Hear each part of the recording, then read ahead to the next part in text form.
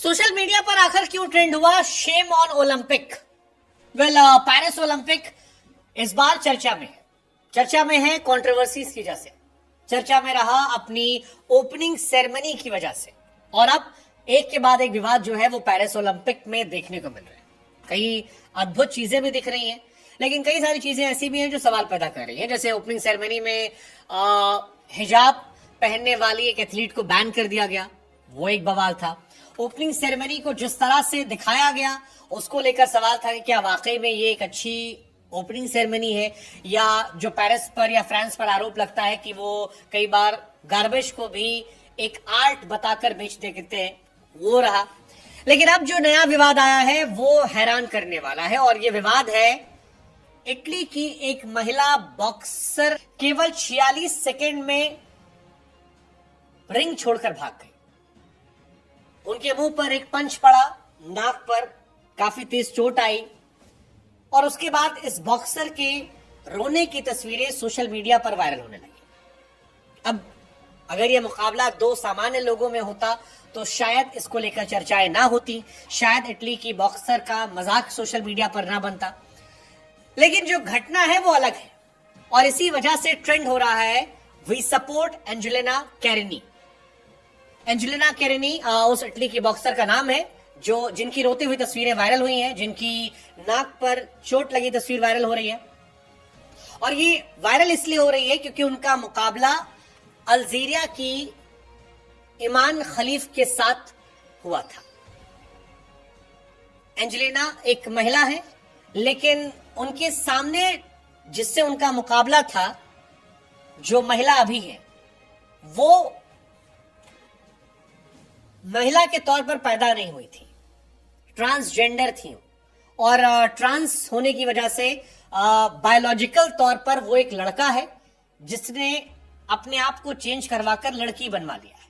लेकिन वो लड़कियों के मुकाबले में उतरा, और अब सोशल मीडिया पर यह आरोप लग रहा है कि क्या यह मुकाबला फेयर था, क्योंकि अल्जीरियन बॉक्सर भले ही कहने को फीमेल हो, लेकिन उनकी शारीरिक जो वेशभूषा, जो हिसाब किताब है, वो सब लड़कों वाला है, और ऐसे में उनकी ताकत जो है वो एंजेलिना कैरिनी के मुकाबले कहीं गुना ज्यादा मानी जा रही है। अब क्योंकि ये मुकाबला 66 किलो कैटेगरी में हुआ था और 46 सेकेंड बाद ही रोक दिया गया, क्योंकि जैसे ये मुकाबला शुरू हुआ, अल्जीरिया बॉक्सर ने आकर इटली की बॉक्सर के नाक पर पंच मारा। वो पंच इतना स्ट्रांग था कि इटली की बॉक्सर सकपका गई, उन्होंने ये गेम छोड़ दिया। 46 सेकेंड के अंदर ये मुकाबला खत्म हो गया। अब बॉक्सर का आरोप ये कि उनका मुकाबला लड़के वाली क्षमताओं के बॉक्सर से करा दिया गया, और ये सही नहीं था, ये गलत था। इस वजह से वो ये मैच हार गई और वो अपने लिए इंसाफ की मांग कर रही है। एलॉन मस्क समेत दुनिया में तमाम बड़ी सेलिब्रिटीज हैं जिन्होंने इसको लेकर आवाज उठाई है।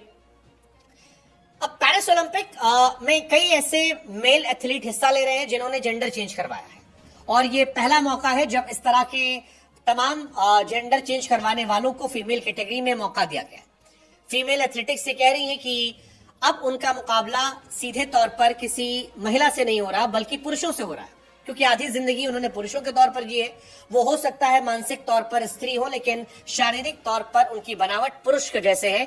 ऐसे में जब वो बॉक्सिंग जैसे एक शक्तिशाली मुकाबले में खेलने के लिए उतर रहे हैं, तो उनकी ताकत महिला पहलवानों के मुकाबले ज्यादा है।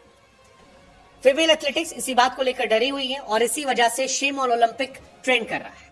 इस मुकाबले में 25 साल की कैरिनी के खिलाफ खलीफ ने चेहरे पर पंच मारे, इससे उनकी नाक टूट गई, मास्क उतर गया।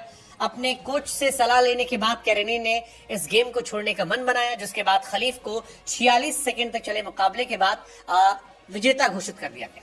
इस हार के बाद कैरिनी रोने लगी। उन्होंने कहा कि यह बहुत दुखद था। कैरिनी कहती हैं कि उन्होंने लाइफ में ऐसा मौका कभी महसूस नहीं किया था। वो अपने मॉम डैड, अपने देश के सामने अपने आप को रिप्रेजेंट करने आई थी। सालों साल उन्होंने तैयारी की थी इस लम्हे के लिए, लेकिन क्योंकि एक लड़के से उनका मुकाबला हो गया, इस वजह से वो ये मुकाबला हार गए। अब दूसरे जो कंटेस्टेंट है खलीफ, उनको लेकर बड़ी बात यह है कि पिछले साल जेंडर टेस्ट में वो फेल रही थी। अल्जीरिया के 25 सालीय खलीफ को महिला मुक्केबाजी में प्रतिस्पर्धा करने की मंजूरी दी गई।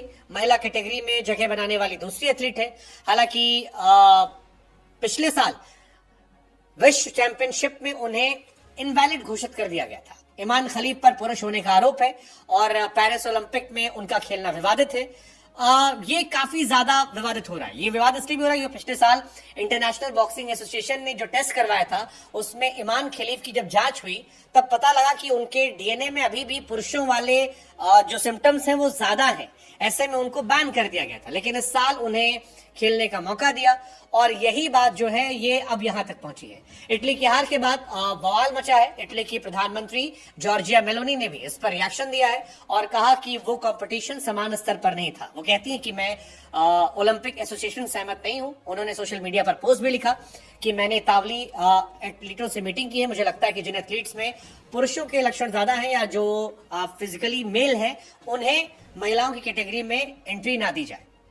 सवाल ये भी कि इसके बावजूद कैसे ईमान खलीफ को मौका मिला, तो उसकी वजह सिर्फ ये कि बॉक्सिंग मुकाबले में आईबीए नहीं करवा रही है। इस बार का मुकाबला जो है वो इंटरनेशनल ओलंपिक कमेटी के हाथ में है। 1999 में सारे टेस्ट बंद कर दिए थे और महिला बॉक्सर्स को सिर्फ महिला होने का सर्टिफिकेट देना पड़ता है, इसलिए आपको मिल जाता है क्योंकि ये ट्रांस है, इन्हें इस वजह से मौका मिल जाता है। इटली की बॉक्सर एंजेलिना कैरिनी फिलहाल भावुक हैं। उनकी रोती हुई तस्वीरें सोशल मीडिया पर वायरल हो रही हैं। कई लोगों ने इसे हिंसक तौर पर भी देखा कि जैसे आमतौर पर घरों में महिलाओं पर अत्याचार शोषण होता है, ये दृश्य वैसा ही था जिसको लेकर ओलंपिक कमेटी को अपने आप पे शर्म महसूस होनी चाहिए। हमें लगा हम आपसे पूछें कि इस घटना को लेकर आपका क्या सोचना है और आपको लगता है कि ये इजाजत सही दी गई ओलंपिक कमेटी को लेकर। जो फिलहाल ट्रेंड चल रहा है कि Olympic committee shame on Olympic committee, वो सही है। ये बहुत सारे सवाल हैं जो सोशल मीडिया पर चल रहे हैं जिनको लेकर लोग आरोप लगा रहे हैं। हमें लगा हम आपसे भी इन सवालों के बारे में पूछें और जानें कि इस पर आपका नजरिया क्या है, क्योंकि ये तस्वीरें फिलहाल फ्रांस ही नहीं बल्कि दुनिया के सारे देशों में चर्चा का केंद्र है और इन पर लोग तरह तरह की प्रतिक्रियाएं दे रहे हैं।